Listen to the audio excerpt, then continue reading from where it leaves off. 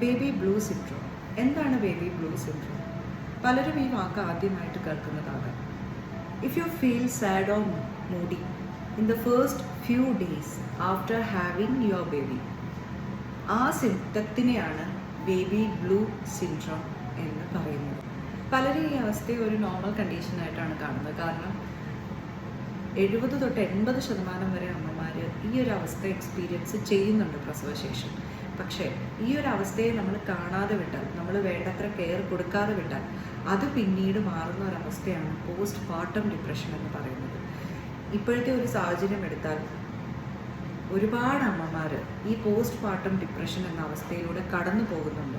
അതെന്തുകൊണ്ട് വന്നു എന്ന് ചോദിച്ചാൽ, അവർക്ക് ഈ ആദ്യത്തെ കുറച്ച് ദിവസങ്ങളിൽ ഉണ്ടാകുന്ന ഈ ഒരു മൂഡ് ചേഞ്ചസ് അല്ലെങ്കിൽ ആ ഒരു സാഡ്നെസ്, അതിനെ അതായത് ഒരു കെയർ കൊടുക്കാതെ വിടുന്നത് കൊണ്ടാണ്.